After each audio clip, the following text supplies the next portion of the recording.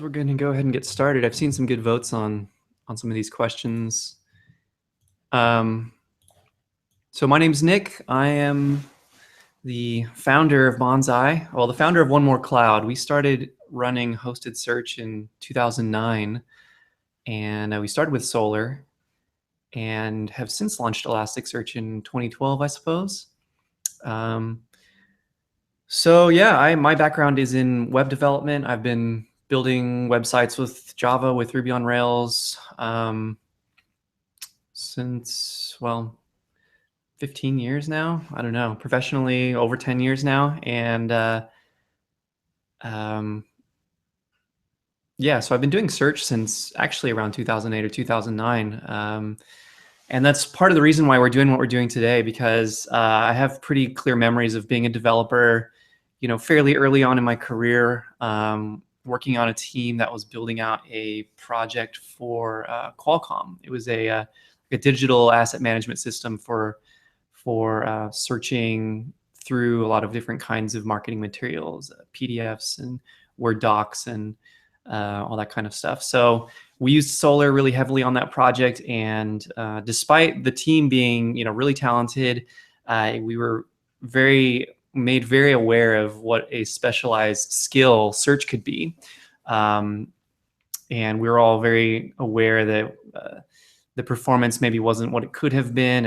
And it was just pretty eye-opening to me to see, or to hear the team leader at that project say, how he wishes he could have had an expert come in for an afternoon of just go through and give us really obvious answers to the things we're doing wrong. Fast forward a few months and a few projects later, I had an opportunity to help co-found this business doing hosted search. And I thought that was a really great idea, because I really believe developers should have access to specialists to help them, have access to really good tools, but also have access to knowledge on how to use those tools. So that's why we're putting this thing together, inviting all of our customers to come hang out with us and ask questions. And we're just here to share some of that knowledge and make sure everyone feels like they're getting the best use out of what can be like a really advanced and specialized tool. So Rob's also on the Hangout with us now. If you've ever sent in a support request, you may have chatted with Rob. He does support engineering and operations engineering with us. And we have a handful of our other teammates in chat as well. So whatever questions you guys have, feel free to toss them out in Slack. There's a link to this Slido site, which I've never really used before, but it seems to be doing a good job of collecting questions and letting people vote on them. So we'll be checking over there periodically. If there are more kind of detailed questions, Rob and I may chat back and forth to kind of clarify the scope of those. But otherwise, I'm going to be mostly, tackling the question list, starting from the top and working our way down. Yeah, we've got, a little less than an hour now. We'll try and keep this pretty high information density going on. I appreciate everyone's time, and we want to make sure that this is valuable. So with that, I'll go ahead and dive right in. Oh, popular question here. I was imagining that would be a popular question. So people want to know right off the bat, how do we think about AWS Elasticsearch? Specifically, the question is asking, how should we think about Bonsai versus AWS Elasticsearch? Does Bonsai have more ability to tweak configs? Can Bonsai offer more support, more advice for custom deployments? Oh, and there's Allison posting questions in Slack as well. Excellent. Give me 1 second while I figure out how to mute my Slack notifications, because we don't need that. 1 second here. Notifications. Mute all sounds. Perfect. Okay. Yeah, how should we think about Bonsai versus AWS Elasticsearch? Well, I mean, support was asked later on down in the question there. And if you've ever tried to get support from Amazon, you'll know that anyone who's hosting a service that Amazon also hosts is in a pretty good position to offer value in terms of support. And that's something I feel like we have a pretty good track record on. And we really like to get out there and chew on the questions that people give us, and to help people have that confidence that they're using the best practices. This is something that actually we are very committed to helping people understand the best way to make use of their systems. And this actually comes down to a little bit of an architectural choice. And we may end up talking more about this later on. Whenever you're using a hosting service, there's always different kinds of decisions that go into building that service. And one of the decisions we've made is with respect to the architecture of how we host multi-tenancy. So say you go to Amazon and you're going to run Elasticsearch yourself. You spin up a virtual machine, you learn Chef, Puppet, Ansible, whatever, create your configuration management, and get things up and running. And you do your homework. So you're running 3 nodes so that you can maintain that quorum for the master cluster role, and things are looking good. But the multi-tenancy in that situation is you are running a certain size of virtual machine that's being shared on hardware with other Amazon customers. In addition to, you're sharing virtualized networking, you're sharing virtualized hard disks, hard drives. Where unless you are running Elasticsearch on bare metal hardware, which I'm assuming most everyone here is either a customer of Bonsai or is otherwise running on Amazon. So we're not really talking about running on dedicated environments. But even today, like when you're running deployments on dedicated hardware, you're probably using some sort of virtualization and container management system just to have multi-tenancy with yourself. So self-hosting on Amazon or using Amazon or AWS Elasticsearch, you are running Elasticsearch on virtual machines. So we actually do a similar level of architecture. This is what we call our dedicated hosting. And for the purposes of running on the cloud, running on one of Amazon's virtual machines is pretty good enough to be called dedicated. Like, they do a very good job with their resource management on their EC2 instances, where you're not really getting the kind of noisy neighbor. You get what you're getting when you're spinning up an EC2 server. We have another level of architecture where we call this our shared cluster architecture. And this is where we have actually customized Elasticsearch to turn it into, to give it an understanding of native multi-tenancy inside of Elasticsearch itself. We could go really deep on that. I'm not sure that's entirely in the scope of this question, but there is definitely a segment of developers where you're either like a really small business and you just need a quick search engine to throw into your Drupal site or your Rails site or whatever. You don't want to do all the research of what kinds of servers to use and how many of them do you need. You maybe have questions about how to make the best use of it. And I think that we fit really well with a segment of customers who are in that particular place with their usage of search. So that's a start. As far as ability to tweak configs, it remains to be seen. I haven't played with AWS Elasticsearch enough to know how much configurability they give. One of the nice things about Elasticsearch is that they present most of their cluster configuration type options and management options via their API. So you get pretty much access to do whatever you need with Elasticsearch with the cluster from the native APIs. I know that Amazon does lock down certain API endpoints, as we do as well, likely for similar reasons, performance, security, that kind of thing. There are just some things that Elasticsearch does that are designed with, more designed with the use case where you are running everything and not necessarily outsourcing that hosting. So I would say we have a similar level of API access as far as configuring the clusters.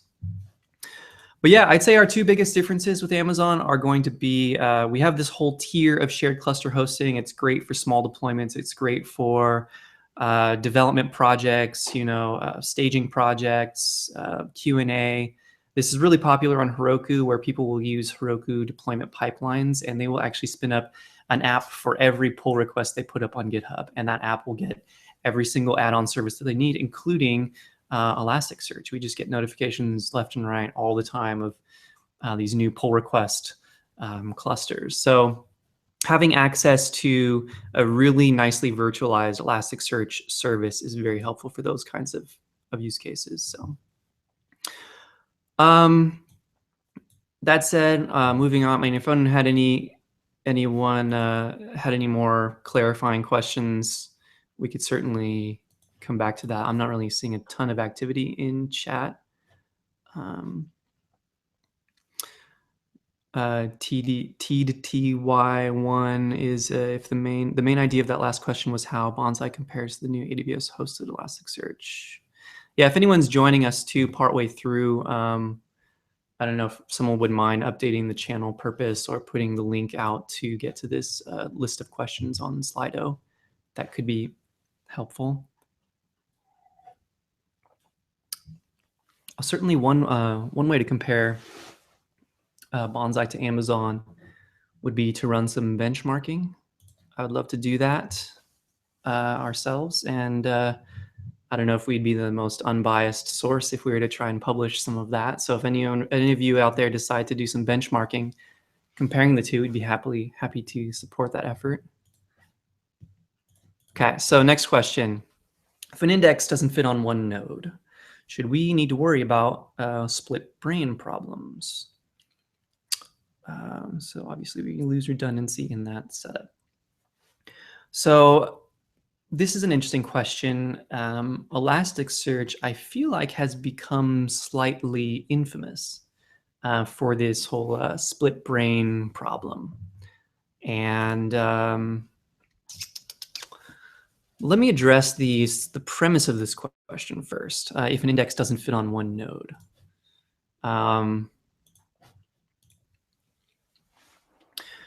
So one of the most interesting properties of a distributed system is that you can take a workload that doesn't fit on one server. You can split that up across many servers. And I do think Elasticsearch was designed with that in mind. It makes it very easy to create an index that you can split into many shards. Shards being the Elasticsearch terminology for a subset of an index. An index really is just kind of a collection of many shards. We've got primary shards, and these are the subdivisions of data. If you have two primary shards, then half of your data is in one shard, half of your data is in another shard.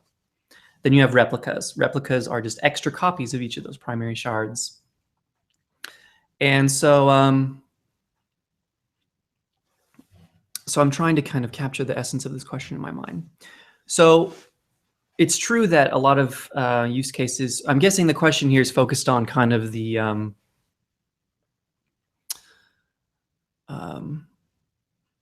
okay, well, so the split brain problem, talking about that a little more.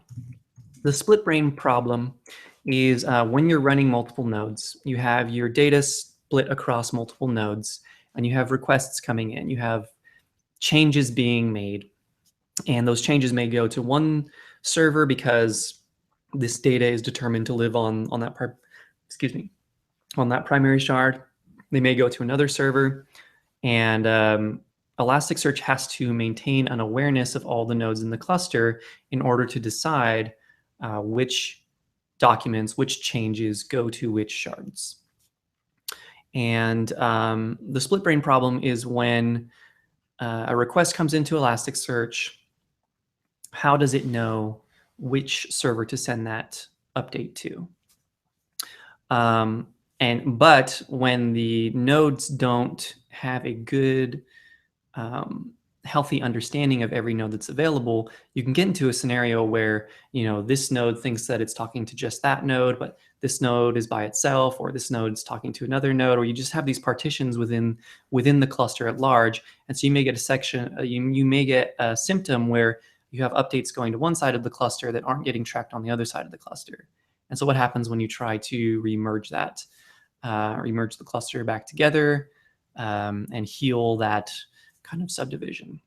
So The sort of official line is that if you configure Elasticsearch well, it has sort of some built-in protections in its algorithms for keeping track of which nodes are alive and healthy in the cluster, so that at the worst case, you should at least receive an error message when you try to write to a cluster that is aware that it is not healthy.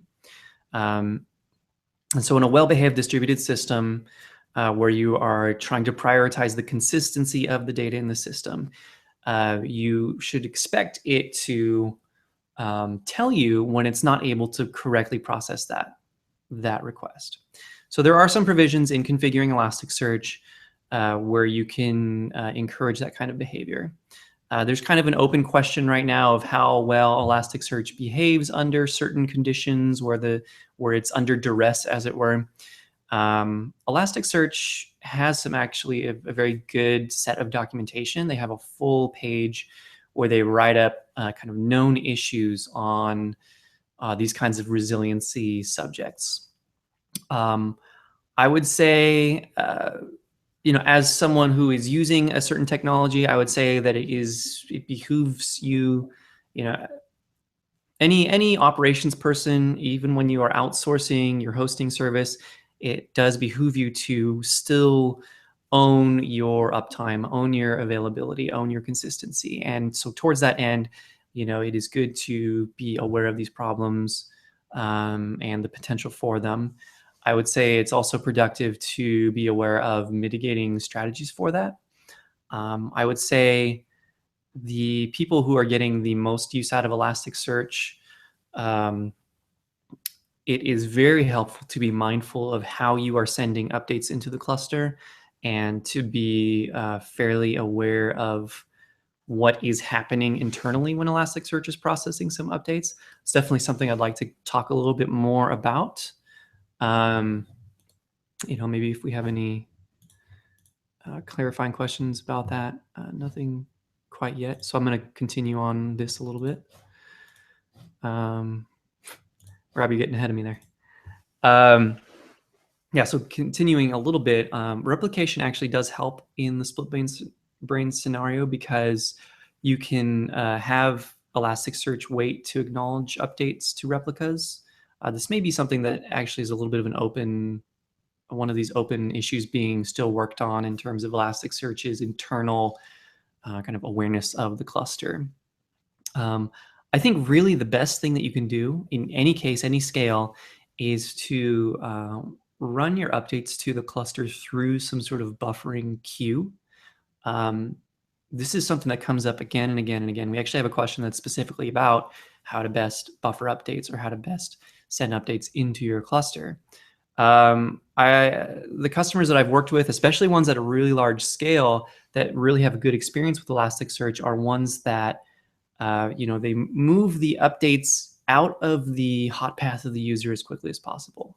They move it out of their ORMs and put them in a queue. They put them in some sort of stream processing system, perhaps. I've seen people using queues like Kafka, for example, or stream processing systems like Storm, if you need to do, especially if you need to do some sort of meta-analysis, maybe on like a time series stream. And Kafka is particularly nice because it's a very reliable distributed queue system, and it lets you replay events in the stream from arbitrary points. So you get to control, like you get a window of things that have happened in a queue. And now you have a lot more control because you can have a process that is pulling from the queue independent of the activity happening in your app. So this is isolated from the users.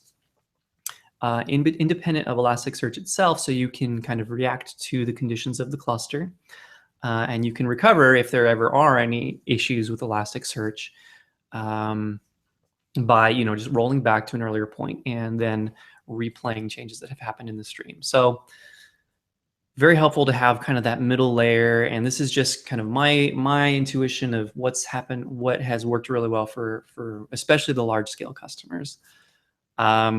Obviously, as a service provider, it is my hope that we are running a service that is stable enough that you're not going to experience split brains.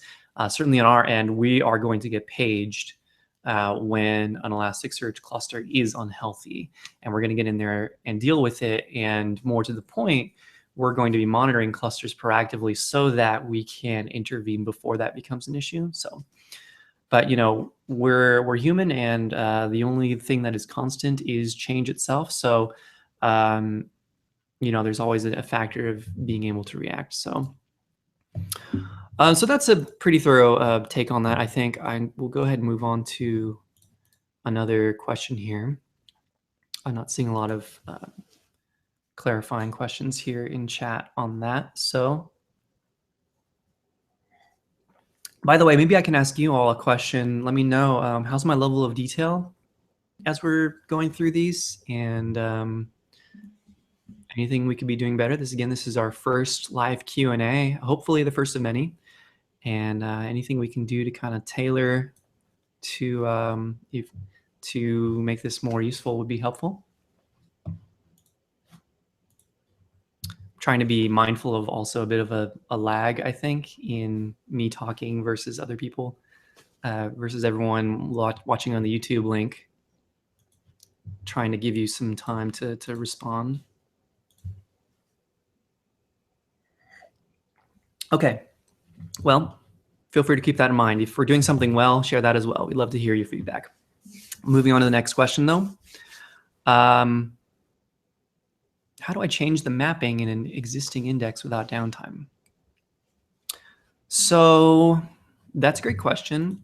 I'm going to say you can't. Maybe you can. One of the nice things about Elasticsearch, one of the things it sort of touts about itself, is the ability to flexibly adjust the schema of your documents. Like Lucene and Elasticsearch and Solr, these are, they like to claim themselves as the original NoSQL data stores. So you can just put whatever you want into it, and you don't have to formally define all these relationships. Kind of true, kind of not true.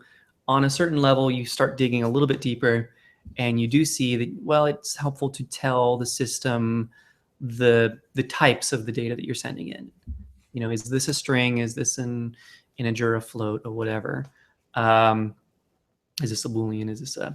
So it helps to have a rudimentary schema, if only on that level.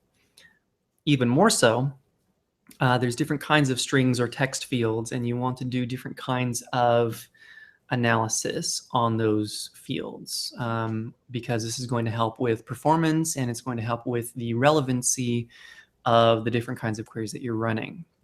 So it's great to be capable of adjusting that schema over time.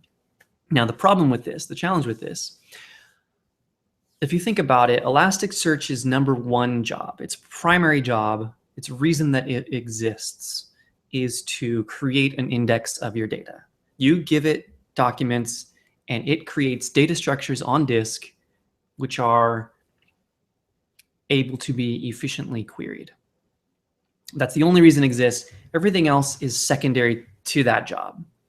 Now, the problem that we get when people want to kind of get in there and tweak data that's already in the system, they want to update just one field of their document. They want to, they want to go and change how these big blobs of text are then kind of split up and diced down and turned into tokens.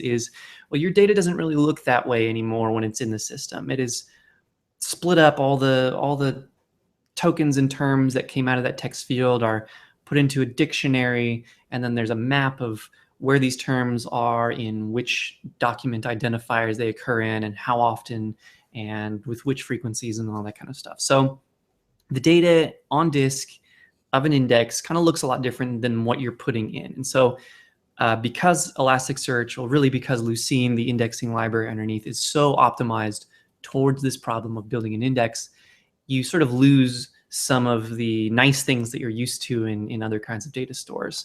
And like that kind of atomic updates of individual fields and values and that sort of thing, like you might have in a Postgres or a MySQL. The trade-off, of course, being that you get this immense power to then go and query for this data. But yes, we do kind of need to work around that every now and then. And one of those times is I have a bunch of data, but I just found out that I need to slightly tweak how we do the analysis of these text fields, how we break them up into terms that can be more easily matched for better results for our customers. So that's the preamble. I like to be thorough. How do I change the mapping of an existing index? Really, the best answer is to create a whole new index. I'm assuming that the question means like I have a field and I want to change how that field behaves. I want to add a new kind of analysis, and that's going to have a material impact on my searches. And so when you're in this kind of situation, it really pays to be good at indexing. This is a theme that keeps coming up. It really pays to be good at taking all of your original data and then sending it back into Elasticsearch. So the best way to do this is Elasticsearch gives us a nice mechanism called aliases. An alias is just a name, like every index has a name. An alias is just a name that points to one index or a set of indexes. And so any request that goes against that alias will get just forwarded on natively in Elasticsearch to the index that you're asking for. And so what you will typically want to do when you first create your index is create your index with some sort of versioned naming scheme, whether it's, production users version 1 or production users 2015 1030, right? And give your index a name that is specific to that point in time, expecting that maybe someday you're going to throw that index away and replace it. Because when you do that, you can create an alias for yourself that is just your base index name, production users. And you can point it at that versioned index name. And your application doesn't have to be aware of that point in time versioned index. It just talks to the alias.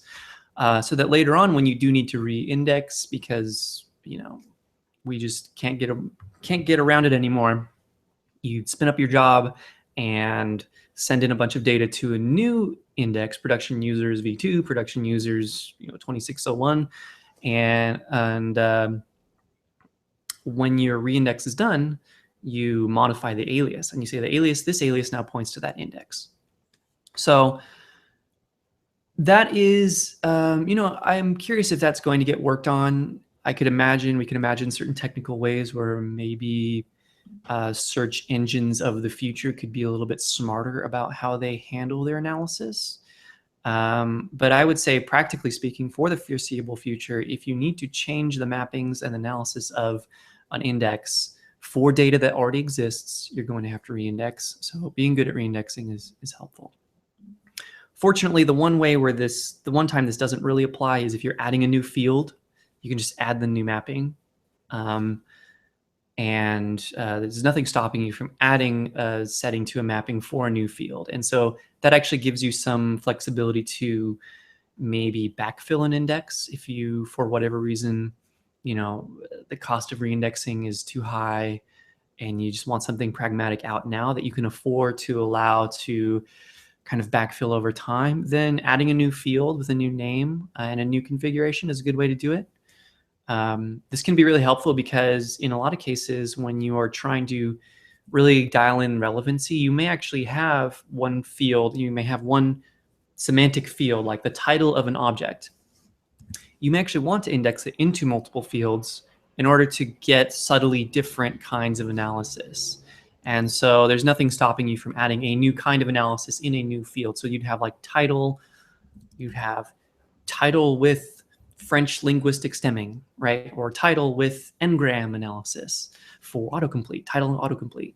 And you'd have several different variations on that field. So there's nothing stopping you from adding a new field to your mapping and then kind of backfilling the value in whatever order you choose. So that's another option.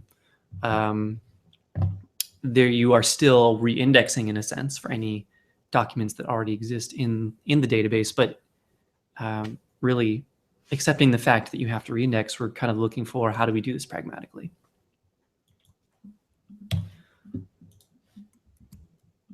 So, Dan Pause in chat put up a pretty good tool there, an Elasticsearch reindex.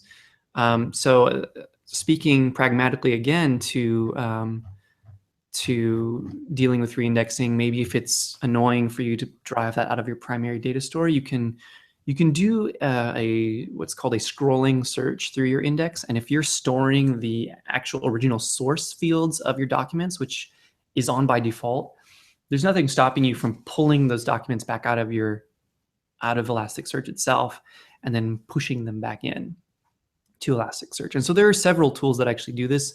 This Elasticsearch reindex tool, I believe, just on scanning the README, seems like it's doing that.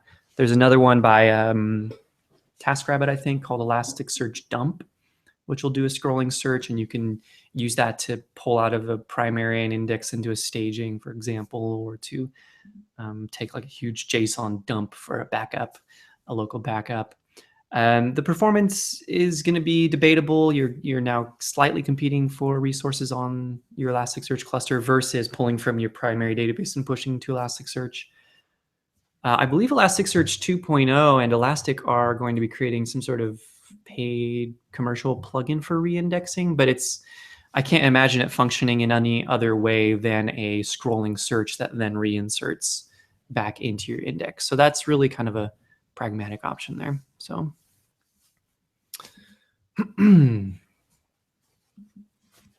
it's interesting seeing the questions kind of go up and down in the list there. Kind of cool. So we've got a question about benchmarking queries and configurations and how to do it properly, especially given built-in caching. What do you think about that? Well, sometimes when you're doing benchmarking, what you are trying to test is the caching and the effectiveness of reusing certain cache keys. I wonder if whoever had that question maybe wants to put in a little bit more clarifying information in the Slack channel, so we can kind of dig into maybe a few more specifics, maybe give us an example of a time where you had a challenge with that. Coming up with different, there's different things you can benchmark. I'm assuming this means performance, giving the caching side of that question. Benchmarking in general is a pretty rich subject. Also, benchmarking, you kind of need to think of what are your goals? What are you trying to test? Are you trying to get the response time under a certain threshold? Are you trying to decrease the variance in response times to get more precise kind of window of performance? Are you trying to figure out sort of the total capacity of the underlying cluster? All these are interesting kind of looks at that, perspectives on that question that we can have slightly different goals. We've done a lot of load testing type benchmarking. Our favorite way is to take a lot of representative queries, and you need to get kind of the diversity of the queries themselves. This isn't just one person running the same query over and over and over again. I really like to be able to just and like build a log of all the queries that customers or users are sending in, and have the ability to replay those queries. We've used different test tools before. We end up writing kind of a lot of just custom scripts for this stuff. Yeah, I'm seeing a little bit of clarification in the chat. Comparing different kinds of server configurations, understanding performance impact. Yeah, I mean, when you're benchmarking, you always do want to make sure that you have a certain warm-up period in your benchmarking scripts to let caches get populated. And yeah, again, coming back to just making sure you have a good diversity of test queries, like realistic test queries. We have a really good benefit that we have a lot of traffic that we have in production that we can use to kind of replay against other clusters, and or we can kind of experimentally test configurations on one set of clusters while comparing against another one. We have a lot of options. I'm trying to imagine, like, how do I apply this from the user side? So if we Rob, do you have more of a take? Should we kind of let people chat a little bit, and move on to another question, or should I just kind of keep diving into this one? Yeah, I mean, we've got lots of great questions coming through, so maybe we can move on and see if there's any more clarification in the. Yeah, and I don't want to give this short shrift because benchmarking is important. There's just a lot of angles to tackle it from, and we do have a lot of great questions in here. So that's almost a little bit of a kind of thing you need to consider the context a little bit more carefully. So sorry if that's kind of bailing on that. So let's see here. Next one that I'm looking at is the timing of our version upgrades. Totally, yeah. So this is kind of a Bonsai question. What's our timing of updating Elasticsearch versions and tracking their kind of updates? We definitely do wait and intentionally lag a little bit behind first production releases. Elasticsearch in particular has an impressive rate at which they are shipping out updates. And I feel like every 2 weeks, every 3 weeks, they're putting out some kind of minor update.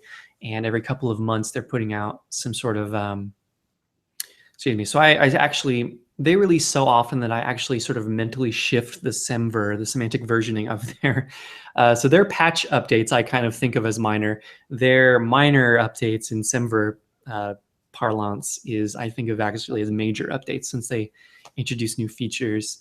And then their major updates are just even bigger, and they haven't had a whole lot of those.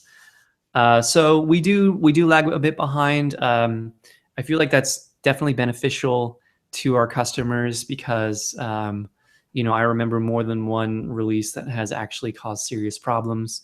I was actually visiting their offices the day after 1.2.0 had shipped, and there was a bug in the routing that was causing updates to go to the wrong shards, and everyone was in there, huddled over their computers, pushing out a hotfix for 1.2.1 to make sure that got fixed, and also a tool to try and fix the misrouted data. So there's a little bit of an operations perspective on our end. If it ain't broke, don't fix it.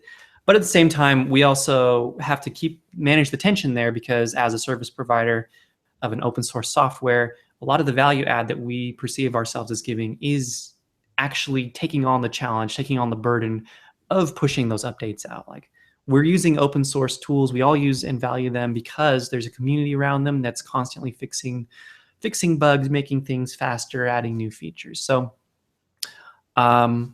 with that said, yes, historically we had updated a little bit more closely tracking to kind of new releases. Lately, as we feel like Elasticsearch has done a pretty decent job stabilizing itself, we've lagged behind a little bit. We do have 1.7 in the works, and now that 2.0 is launched, we're actually going to more aggressively start rolling out 1.7. And if anyone here is a Bonsai customer and wants to be on 1.7, drop us a line at support, and we can get you on that today if you want. So yeah, we have a few considerations. That first one is, if it's not broke, don't fix it. And so we give plenty of time for bugs to shake out. And the second consideration is, we do really own that challenge of managing the upgrades. Every single upgrade is non-trivial. Like, we review the source code diff between versions. Like, we go through, we review what has changed. We make decisions about whether new APIs are appropriate for a kind of shared hosting environment. And so that also adds a little bit of time to our process for getting new updates out the door. Certainly, we do have a whole tier for dedicated hosting where you are running on your own, AWS virtual machines with no other tenants on those machines. And so we have a lot more flexibility for managing upgrades on those. We do upgrades actually on an opt-in basis for those customers, and we'll kind of work with those customers. We'll work with their teams to decide like when an upgrade or maintenance window is happening, so that we can all be on the same page. Because when you really come down to it, especially for mission critical deployments, you kind of do need that human there watching the upgrade, verifying, making sure things are good, making sure you have a good backup in place so that you can roll back. There's just a lot of considerations that go into managing those upgrades. So maybe that helps kind of give a bit of insight on how we think about upgrades. As of today, we have 1.7 kind of in the works and coming out pretty soon. 2.0 will happen. We're going to give it a few, maybe even a couple of months at this point. I wouldn't be surprised if we wait until 2.0.2 or 0.3 or 5 before we actually start rolling things out. Hopefully, it won't take as long. Again, it's kind of a function of our having our reviewing. So next question then from there. Let's jump into the there's a lot of movement going on, but let's jump into the snapshots. Yeah. So how good is the S3 snapshot API for backing up Elasticsearch data? Are there any issues with stores, and how long is the downtime associated with restores? The Elasticsearch snapshot API is it's awesome. We use it a lot, extensively. It has its problems. It is still very much a 1.0 kind of feature, but we rely on it heavily for like disaster recovery. So all of our production plans have their data snapshotted to S3 automatically every hour. We retain like 24 hours worth of hourly snapshots, and then we retain like 2 weeks of daily snapshots. And so this is great for disaster recovery. Oops, someone blew away their entire index and they need to get it back. Or oops, all of EC2 East fell into the ocean and there's a yellow icon on the status page. So we do use snapshots heavily. We also use snapshots for migrations of tenants between systems on our end, and that includes upgrades. So when we do our upgrades, we actually create a whole new cluster. We snapshot your data, we restore it into the new cluster, we do some comparisons, and then we kind of flip things around in our routing proxy. So we use it heavily. The restores out of S3 happen fairly quickly. Generally, the bottleneck is about roughly the network intake from S3 for whatever instance type that you're running. We'll see restores that go 30 or 50 megabytes per second. So if you have hundreds of gigabytes of data, then it's going to take a little while for that restore to happen. One of the nice things about restores and snapshots in general with Elasticsearch is because of the underlying data format of Lucene, it is a segmented format. So as you're making changes, it's flushing out little miniature, indexes that over time will then get merged into one larger index. And so Elasticsearch, a Lucene index is kind of this graph where you have a file that maintains references to all these different segments of its index. And so when an Elasticsearch is doing a snapshot, it can inspect those segments and only upload the delta, the segments that have changed, the segments that have been merged. So snapshots end up being fairly cheap in that sense. Restores, similarly, when we do a migration, we actually spend quite a long time per migration because we'll do the initial restore. It'll take a while. We'll use a recent snapshot from backups for that. And then we'll do a series of delta like snapshots and restores and really get that time to converge so that we can have a short read-only maintenance window, a quick snapshot restore, and then we swap it over. Good to go. So problems with S3 snapshots and restores.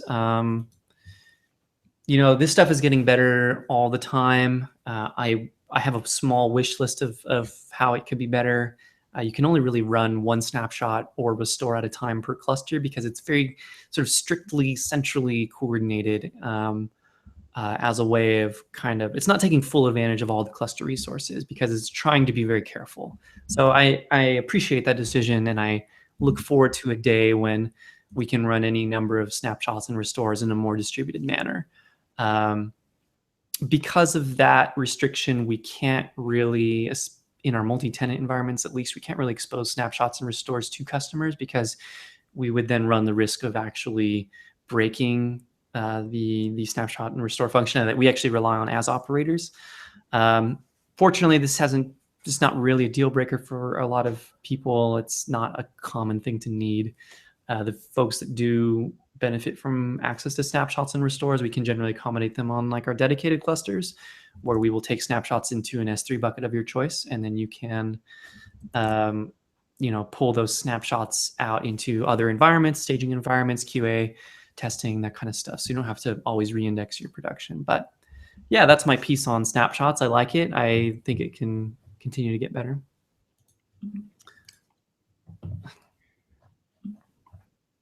Cool. I think our next top question here is about regular expression queries. But I think we might need some additional context with this one. Filtered query and the normal query are taking the same time to execute. Yeah, we need to see some actual requests. Yeah, we kind of have to look at that to know. So Lavesh, if you want to maybe update in Slack with some additional context, or maybe something we can look at to give you some feedback, happy to do that. Yeah, it gets to be kind of specific, I guess. Yeah. There are several questions in here about like, how do I test the performance of my queries and benchmarking and performance and that kind of stuff. And there's performance side of that, but there's also the relevancy side of that. Yeah, I kind of sympathize. I share the pain on that. We do a lot of we'll put together some scripts that set up an index and put some data into it and run some queries and make some assertions.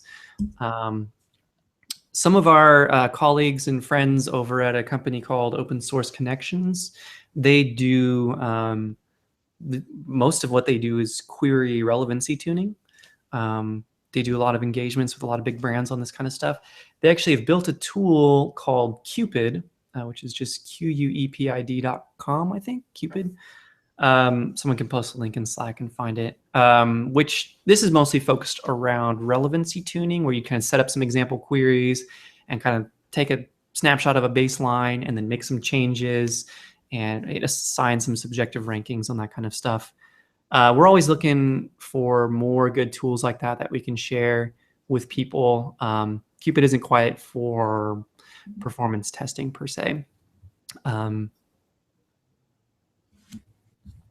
Yeah, it's a big subject. We'll have to think about this for our next kind of Q&A session, is how can we do a better job of collecting questions with a little more context when it comes to these things. I'm not sure if people think it would be useful to take, here's an example case study of a query, and we're going to break it down and talk a little bit about it and restructure it and make it faster. I could see that being kind of interesting and useful. I've gone to talks where people do that as part of their presentation. So probably worth it being mindful that it's 53 after, so we've got 7 minutes or so on the official screencast length. I personally don't mind going on longer, but we also want to be mindful of everyone's time. Okay, so we have a good question on running ES on 4 gigs of RAM with an index size of 1 terabyte. Well, that is bold. I applaud your tenacity. Seriously though, memory is interesting. Scaling and hardware capacity also is a kind of a big topic. We spend a lot of time testing different server configurations. We don't really run Elasticsearch on servers with less than like 7 or 8 gigs of RAM. Just the base Elasticsearch itself is going to want like 150 megs or so, which is non-trivial. And then you're going to want to spend maybe 50% of your spend 50% of that memory on the JVM heap, and another 50% on the like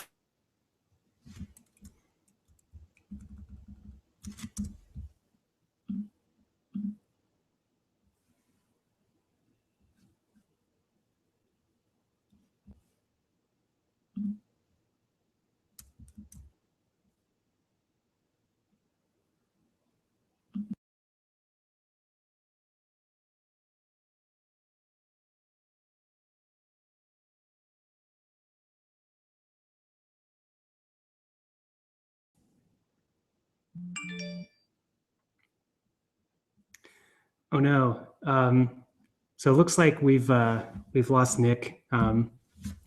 He is unfortunately in Austin, Texas, where they are having some pretty serious weather right now. So it looks like power outage has knocked it out. So looks like we're down to the last couple of minutes here. So I think we're probably just going to end up closing this a little early. Thank you everybody for a lot of great questions, great feedback in Slack.